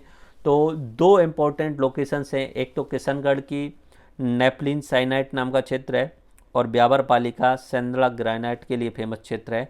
तो इनको जियो हेरिटेज जो है वो साइट के रूप में पुरातत्व महत्व को देखते हुए इनके संरक्षण की योजना तैयार की गई है। ओके, अलवर में रास्ता खोलो अभियान शुरू किया गया था, कोई इंपॉर्टेंट नहीं है। आमजन और काश्तकारों के बीच में आगमन को सुचारू रूप से बनाने के लिए मेरा पॉलिसी मेरे हाथ अभियान, ये जॉबनेर में ग्राम पंचायत कालाक में शुरू किया गया था और इसमें पॉलिसी में यही था कि प्रधानमंत्री फसल बीमा योजना के तहत जो है वो लोगों को वहाँ पे बीमा पॉलिसी का वितरण किया गया था। ठीक है, तो बस इतना पता होना चाहिए। मेरा पॉलिसी मेरे हाथ अभियान ये किससे रिलेटेड है, तो ये अपना प्रधानमंत्री फसल बीमा योजना से रिलेटेड है।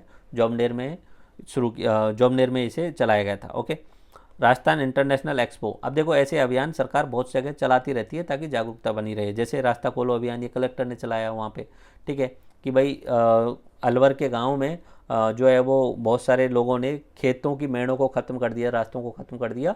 तो कलेक्टर और जिला प्रशासन द्वारा इस पर कोशिश किया गया था लोग जागरूकता से स्वयं रास्ता छोड़ के दें। ठीक है, ऐसे अभियान बहुत सारे राज्यों में चलाए जाते हैं, जिलों में चलाए जाते हैं। तो थोड़ा सा आप देख लें, याद कर लें तो पता चल जाएगा। बस इतना पता चलना हो चाहिए। रास्ता खोलो अभियान अलवर में हुआ था। मेरा पॉलिसी में मेरा हाथ अभियान ये अपना जॉबनेर में जो है वो चलाया गया था और ये यहाँ पे लालचंद कटारिया जी भी गए थे। तो किससे रिलेटेड है, प्रधानमंत्री फसल बीमा योजना से। राजस्थान इंटरनेशनल एक्सपो ये जोधपुर में हुआ था। इसके आयोजक हैं राजस्थान एक्सपोर्ट प्रमोशन काउंसिल, ये ध्यान रख लेना है। हैंडीकैप क्षेत्र में निर्यात को प्रोत्साहन देने के लिए ये जो है वो एक्सपो किया गया था। स्वस्थ गंगानगर मिशन, बच्चों के स्वास्थ्य को सुधारने के लिए गंगानगर में स्वस्थ गंगानगर मिशन चलाया गया था। मुस्कान यानी दांतों की बीमारियों का उपचार, दृष्टि यानी आंखों की बीमारियों का उपचार। ओके, कोटा महोत्सव, ठीक है, कोटा में हुआ होगा। राजस्थान इंटरनेशनल फिल्म फेस्टिवल, ठीक है, RIF, ये जयपुर में हुआ था। बस इतना ध्यान रखना है। ओके, बेणेश्वर मेला आप सबको पता है डूंगरपुर में लगता है, त्रिवेणी संगम है यहाँ पे। और बेणेश्वर मेला पे जो अपने बेणेश्वर मंदिर के जो महंत हैं उनका नाम है अच्युतानंद महाराज। ओके, मरु महोत्सव पोखरण जैसलमेर में। ओके, और यहाँ पे मिस्टर डेजर्ट का अवार्ड दिया गया था गणपत सिंह पाली को और मिस मूमल का अवार्ड दिया गया था गर्मा विजय बीकानेर की। ओके, उसके बाद में हमारे राजस्थान के द्वारा मनरेगा में 1 करोड़ मानव दिवस का सृजन किया गया है और ऐसा करने वाला राजस्थान पहला प्रथम राज्य है, तो ये इम्पोर्टेंट है। मनरेगा में 1 करोड़ मानव दिवस सृजन करके देश भर में पहला स्थान राजस्थान का रहा। ओके, स्टार्टअप को प्रोत्साहन देने के लिए सरकार ने राजीव फंड बनाया है। गिग वर्कर्स वेलफेयर एक्ट के तहत उनके लिए एक बोर्ड भी बनाया गया है और एक फंड भी बनाया गया है जिसमें 200 करोड़ रुपए दिए गए हैं। गिग वर्कर्स कौन होते हैं? ये जो आपकी डे टू डे डिलीवरी करते हैं, स्विगी डिलीवरी करते होंगे या अमेजन फ्लिपकार्ट इनके थ्रू करते होंगे, या उबेर ओला में काम करने वाले गिग वर्कर्स होते हैं। ओके, उसके बाद में हमारे राजस्थान की जीडीपी विकास दर आंध्र प्रदेश के बाद में सेकंड नंबर पे रही थी। आंध्र प्रदेश के बाद में जीडीपी ग्रोथ दर की बात की जा रही है। पहले नंबर पे ऑल इंडिया में जीडीपी ग्रोथ दर में नंबर 1 आंध्र प्रदेश रहा और सेकंड नंबर पे राजस्थान रहा था। ओके, विश्व स्तरीय धरोहर संग्रहालय हमारा पुराना विधानसभा जो है जयपुर में, उसमें बना दिया गया है। ओके, चूरू के तालछापर में काले हिरणों की संख्या अधिक हो गई है, इसलिए उन्हें चूरू, झुंझुनू और नागौर में शिफ्ट किया जा रहा है। ओके, उसके अलावा मेडिकल से रिलेटेड जोधपुर में ब्यास मेडिसिटी की जो है वो स्थापना की गई है। ओके, उसके बाद में राजस्थान के पूर्व महाधिवक्ता जिनका नाम था सागरमल मेहता, उनका निधन हो गया। ठीक है, तो सागरमल मेहता कौन थे? राजस्थान के पूर्व महाधिवक्ता थे। ओके, उसके बाद में ऊँटों के संरक्षण के लिए इंटीग्रेटेड वेब एप्लीकेशन लॉन्च किया गया था। लालचंद कटारिया जी जो हैं वो पशुपालन मंत्री, उनके द्वारा। और ऊँट के बच्चे के जन्म पे जो ऊँट का पालक है उसको 5-5 हज़ार रुपये की 2 किस्त दी जाएंगी। ओके, यानी ऊँटों का प्रोत्साहन करने के लिए आप सरकार रुपए दे रही है। अगर आपके यहाँ पे ऊँट के बच्चा जन्म लेता है तो 5-5 हज़ार रुपये आपको 2 किस्तों में दिया जाएगा। ओके, राजस्थान सौर ऊर्जा पंपों की स्थापना में पहले नंबर पे चल रहा है ऑल इंडिया में। ठीक है, सबसे अधिक सौर ऊर्जा सोलर पंप इन राजस्थान में। अब ये इंपॉर्टेंट है, G20 का सबसे इम्पोर्टेंट पॉइंट यहाँ से है। G20 का एम्प्लॉयमेंट वर्किंग ग्रुप सम्मेलन जोधपुर में हुआ था। ये काफ़ी इम्पोर्टेंट है, रट लेना। एम्प्लॉयमेंट वर्किंग ग्रुप सम्मेलन जोधपुर में हुआ था। ऐसे तो बहुत सारे हुए हैं लेकिन राजस्थान वाले आपको रटे होने चाहिए। उसके बाद में सड़कों पर यातायात को कंट्रोल करने के लिए अपनी राज्य सरकार के द्वारा एक सिस्टम बनाया गया है, उसका नाम है इंटीग्रेटेड ट्रैफिक मैनेजमेंट सिस्टम। कोई इंपॉर्टेंट है नहीं, याद करने वाला, नाम से पता चल रहा है तो याद करने वाला नहीं। उसके बाद में G20 का सस्टेनेबल फाइनेंस वर्किंग ग्रुप की बैठक जो हुई थी वो उदयपुर में हुई थी।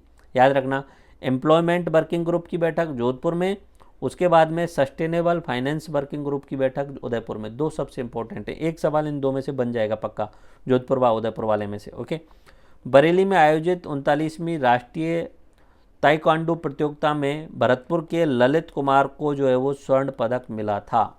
ये ध्यान रख लेना, राष्ट्रीय लेवल की है तो ललित कुमार भरतपुर के थे, उनको स्वर्ण पदक मिला था। ये इंपॉर्टेंटली याद रख लेना। बाकी ये बजट है, बजट आप खुद से पढ़ लेना है, अलग अलग जगह भी पढ़ लिया होगा मार्च वाला बजट आपने। तो इस तरीके से हमारी मार्च की करंट अफेयर्स होती है, बट मैं इसे 10 मिनट में रिवाइज कराने की कोशिश करता हूँ कि कौन कौन से पॉइंट आपके इम्पोर्टेंट हैं और कौन कौन से इम्पोर्टेंट नहीं हैं। ये आपको 10 मिनट में रिवाइज करनी है और मोस्टली चीज़ें यहीं पे इसी लेक्चर के अंतर्गत आपको रट जानी चाहिए। अंतर्राष्ट्रीय बौद्धिक संपदा सूचकांक, ठीक है, अमेरिका पहले नंबर पे, बस इतना पॉइंट और कुछ नहीं। वैश्विक जैव ईंधन गठबंधन भारत ने शुरुआत की है, भारत, अमेरिका, ब्राज़ील इसमें सबसे इम्पोर्टेंटली भाग लेने वाले हैं। इंपॉर्टेंट इतना ध्यान रख लेना है। ICET कोई खास इंपॉर्टेंट नहीं है, भारत और अमेरिका के बीच में कोई जो है वो समझौता हुआ है। भ्रष्टाचार धारणा सूचकांक कौन जारी करता है? ट्रांसपेरेंसी इंटरनेशनल, बस इतना। उसके बाद में HAL और UAE की रक्षा कंपनी एज के बीच में समझौता हुआ है कि हम एक दूसरे के साथ में मिलकर जो है वो डेवलपमेंट करेंगे मिसाइल का और ड्रोन्स का। उसके बाद में कवच 2023 साइबर हैकाथॉन है। ओके, आधार मित्र UIDAI के द्वारा डेवलप किया गया आर्टिफिशियल इंटेलिजेंट पे आधारित AI और मशीन लर्निंग वाला एक तरीके से चैट बॉक्स है। ओके, नियोम जो है वो UAE सऊदी अरब के द्वारा डेवलप किया जाने वाला एक नया भविष्य का मेगा शहर है। ओके, भूटान के जो प्रिंस हैं उनका नाम क्या है? जिग्मे नामग्याल वांगचुक। ओके, उसके बाद में ये कुछ इंपॉर्टेंट नहीं, ये कोई इंपॉर्टेंट नहीं। आर्द्रभूमि के संरक्षण के लिए अमृत धरोहर योजना, आर्द्रभूमि के संरक्षण के लिए, शहरों में आर्द्रभूमि के संरक्षण के लिए अमृत धरोहर योजना। उसके बाद में सुरंगें, सिंकुला सुरंग ये मनाली टू नीमू रोड पे है, अटल सुरंग मनाली टू लोअर रोड पे है, और जोजिला सुरंग श्रीनगर से लेह वाले रोड पे है। द वाइब्रेंट विलेज प्रोग्राम, ठीक है, ये वाइब्रेंट विलेज प्रोग्राम एक तरीके से आप बस इतना याद रख लेना, सीमावर्ती गांव हैं उनको शामिल करते हुए ये बनाया गया है, ओके, सीमावर्ती गाँवों के विकास के लिए। उसके बाद में G20 की संस्कृति वाली बैठक नहीं याद रखनी है। उसके बाद में अगर बात करें तो जादुई पिटारा के बारे में हम अगर बात करते हैं तो जादुई पिटारा 3 से 8 वर्ष के बच्चों के लिए शिक्षण सामग्री प्रदान की जा रही है, ये इम्पोर्टेंट है, याद रख लेंगे आप। 22वां विधि आयोग कोई इम्पोर्टेंट नहीं। स्काई UTM ये ड्रोन एयर ट्रैफिक मैनेजमेंट करने का सिस्टम है, ठीक है। ये आतंकवादी संगठन कोई इम्पोर्टेंट नहीं है, ओके, ये कोई इम्पोर्टेंट नहीं है। जम्मू कश्मीर में लिथियम खोज काफ़ी इम्पोर्टेंट है, सलाल हैमाना क्षेत्र में लिथियम की खोज की गई है। उसके बाद में ये बेंगलुरु वाली कोई इम्पोर्टेंट नहीं है। राष्ट्रीय बाल विज्ञान कांग्रेस अहमदाबाद में हुई थी, बाल विज्ञान कांग्रेस वाली। खनन प्रेरी मोबाइल ऐप नाम से पता चल रहा है। आंध्र प्रदेश की नई राजधानी विशाखापट्टनम, ये इम्पोर्टेंट नहीं है। लद्दाख में काफ़ी इम्पोर्टेंट प्रथम जैव विविधता स्थल यायात्सो झील, ओके। अब आर्थिक बात करते हैं। आर्थिक में एयर इंडिया, एयरबस और बोइंग के बीच में जो समझौता हुआ जिसमें 470 एयरक्राफ्ट लिए जाएंगे, इम्पोर्टेंट है, ठीक है, जिसमें बहुत सारे देश शामिल होने वाले हैं। ये टाटा एयर इंडिया हो चुका है अभी, ठीक है।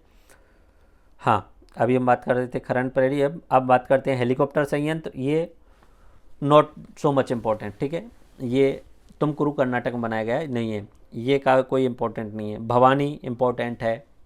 थोरियम आधारित परमाणु संयंत्र कहाँ पे है? कलपक्कम तमिलनाडु में। ये भारत दूध का सबसे बड़ा उत्पादक है, 24% उत्पादन करता है, प्रथम स्थान पे आता है और पहले की तुलना में वृद्धि हुई है। कूड़े से गैस के आधार पे हाइड्रोजन प्लांट पुणे में इम्पोर्टेंट है। मीसू के साथ समझौता किया गया है, बस इतना ध्यान रख लेना, मीसू के साथ समझौता किया गया है तो उसका नाम क्या रखा है? दीनदयाल अंत्योदय राष्ट्रीय ग्रामीण आजीविका मिशन, ओके। उसके बाद करते हैं, कोई इम्पोर्टेंट नहीं, कोई इम्पोर्टेंट नहीं, ये इम्पोर्टेंट नहीं है। सिंगापुर वाला कोई इम्पोर्टेंट नहीं है। रेलवे पोस्ट गति शक्ति नाम से पता चल रहा है, इम्पोर्टेंट है, बट नाम से पता चल रहा है तो एग्जाम में सवाल नहीं बनेगा, ओके, ये बहुत इंपॉर्टेंट है सवाल। भारतीय कृषि अनुसंधान परिषद के द्वारा गेहूं की ऐसी किस्म का विकास किया गया है जो कि गर्मी की लहरों से बच सकती है, तो उसका नाम क्या है? HD 3385, ये याद रखना है आपको, ओके, काफ़ी इंपॉर्टेंट है, ओके। उसके बाद हम बात करते हैं नेक्स्ट पेज में, और नेक्स्ट पेज के बाद हम बात करते हैं उससे अगले पेज में। सारी चीज़ें रिवाइज कर रहे हैं 5 मिनट के अंतर्गत, ओके। वित्त मंत्री के द्वारा जो है वो GST सम्मेलन को पता होना चाहिए, हर साल जो है वो GST परिषद की बैठक होती रहती है, बीच बीच में भी करते रहते हैं, ठीक है। एशिया का आर्थिक संवाद जो हुआ पुणे में हुआ था। उसके बाद में स्टार्टअप में भारत तीसरे नंबर पे, बस इतना। उसके बाद में केंद्रीय बजट 112 आर्टिकल, ठीक है, सप्तऋषि, समावेशी, आखिरी व्यक्ति तक पहुंच, इंफ्रास्ट्रक्चर, इन्वेस्टमेंट, क्षमता विकास, हरित विकास, युवा शक्ति और वित्तीय क्षेत्र। GDP का 5.9% क्या है? हमारा राजकोषीय घाटा है। हमारी पर व्यक्ति आय 1.97 लाख है और 9 वर्षों में दोगुनी हो गई है, ओके। उसके बाद में यहाँ पे मिलेट्स के लिए वैश्विक केंद्र कहाँ पे बनाया गया है? हैदराबाद में बनाया गया है, ओके। उसके बाद में सिकल सेल एनीमिया को 2047 तक ख़त्म कर देंगे, ओके। उसके बाद में अगला पॉइंट इम्पोर्टेंट है नहीं उतना, एंड अगले पॉइंट के बाद में हम चलते हैं नेक्स्ट के रूप में। बाकी जितने भी पेजेज हैं उनको मैं क्लीन कर देता हूँ, सिर्फ इम्पोर्टेंट बात आपके लिए रिवाइज करा रहा हूँ ताकि एग्ज़ाम में आप बेस्ट रिजल्ट निकाल सकें। डाटा बहुत है, उस डाटा में से सेलेक्ट करना इम्पोर्टेंट, ठीक है। आई गॉट कर्मचारियों के लिए ये शुरू किया गया है, जो कर्मचारियों की जो कौशल बढ़ाने के लिए। PM प्रणाम, ये काफ़ी इम्पोर्टेंट है, नाम से पता नहीं चल रहा कि ये क्या चीज़ है। तो रासायनिक उर्वरकों को संतुलित प्रयोग करने के लिए। वाइब्रेंट विलेज प्रोग्राम, ठीक है, पहले बता दिया। महिला सम्मान बचत, ध्यान रख लेना, 2 लाख रुपए तक 2 वर्ष तक 7.5 की ब्याज मिलेगी महिलाओं और बालिकाओं के लिए। राष्ट्रीय हरित ग्रीन हाइड्रोजन मिशन, इसमें 2030 तक हम ये सोच रहे हैं कि हम per year 5 million metric ton वार्षिक उत्पादन करेंगे हाइड्रोजन का, ओके। उसके बाद में अंतर्राष्ट्रीय बात करें तो चंद्रयान 3 पे हम पहुंच चुके हैं, SSLV वाली हो चुकी है। प्रथम हाइब्रिड रॉकेट लॉन्च किया गया है पट्टीपुलम गांव से, ठीक है, पट्टीपुलम गांव से, तमिलनाडु से, और यहाँ 150 उपग्रह एक साथ ले जाए गए, ये इम्पोर्टेंट है। हासोंग मिसाइल, हासोंग मिसाइल जो है वो उत्तरी कोरिया की इंटरकॉन्टिनेंटल मिसाइल है, ये भी इम्पोर्टेंट है। पृथ्वी के समान एक ग्रह खोजा गया है, उसका नाम रखा गया है वोल्फ 1069b, ठीक है, ये इम्पोर्टेंट है। एरो इंडिया, ये बेंगलुरु में येलाहंका एयरपोर्ट पे हुआ था, एशिया का सबसे बड़ा एयर शो। ओके, अब बात करते हैं पुरस्कारों में। तो मनमोहन सिंह को यूके अचीवर्स ऑनर्स के द्वारा लाइफ टाइम अवार्ड दिया गया था। मातृभाषा का पुरस्कार डॉक्टर महेंद्र कुमार मिश्रा को मिला है। दादा साहब फाइल्के पुरस्कार में मूवी है RRR film of the year और सर्वश्रेष्ठ फिल्म है द कश्मीर फाइल्स। बाफ्टा में हमारे भारत के सोनक सेन को ऑल दैट ब्रीथ्स करके एक बेस्ट डॉक्यूमेंट्री में नामित किया गया था। यूनेस्को शांति पुरस्कार जर्मनी की चांसलर एंजेला मर्केल को दिया गया था। ग्रैमी पुरस्कार म्यूजिक के क्षेत्र में सबसे इम्पोर्टेंटली कहाँ दिया जाता है, अमेरिका में, और इस बार का song of the year just like that को दिया गया था। नियुक्ति और निधन की बात करें तो BVR सुब्रमण्यम नीति आयोग के नए CEO नियुक्त, नील मोहन यूट्यूब के CEO, Ayushmann Khurrana UNICEF India के राष्ट्रीय दूत नियुक्त। ओके, ये तो मैं आपको पहले एक बार दो बार बता चुका हूँ। खेल प्रदर्शन में भी आपको थोड़ा सा याद रख लेना है। तो इस तरीके से हमारा ये सारे इम्पोर्टेंट पॉइंट, ठीक है। और दो सबसे इम्पोर्टेंट जो मैं बात कर रहा था, जो सबसे इम्पोर्टेंट हैं, मैं जो बात कर रहा था अपने राष्ट्रीय प्रदर्शक के अंतर्गत, एक तो आपको ये होना चाहिए कि राजस्थान से रिलेटेड जितने भी अवार्ड मिले हैं वो आपको रटे हुए होने चाहिए। ओके, राजस्थान से रिलेटेड जितने भी अवार्ड हैं वो आपको रटे हुए होने चाहिए हर हाल में। और राजस्थान से रिलेटेड स्पोर्ट का कोई भी इवेंट हुआ है वो रटा होना चाहिए। एक पॉइंट ये याद होना चाहिए, एम्प्लॉयमेंट वर्किंग ग्रुप सम्मेलन G20 का जोधपुर में हुआ था, और अपना उदयपुर के अंतर्गत जो हुआ था वो हुआ था सस्टेनेबल फाइनेंस वर्किंग ग्रुप की बैठक उदयपुर के अंदर। ठीक है, ये दो आपको रटे होने चाहिए। एक सवाल पक्का इनमें से बनेगा ही बनेगा। ठीक है, जो इंपॉर्टेंट सवाल बन सकते हैं वो मैंने आपको बता दिए हैं। डाटा बहुत सारा है लेकिन उसमें से सेलेक्ट करने आपका काम है। अगले वाले अप्रैल वाले में मैं इसमें से और कंसाइन करूँगा डाटा को, जो एग्जाम पर्सपेक्टिव हो सकता है वो याद कराने की कोशिश करूँगा। Thank you.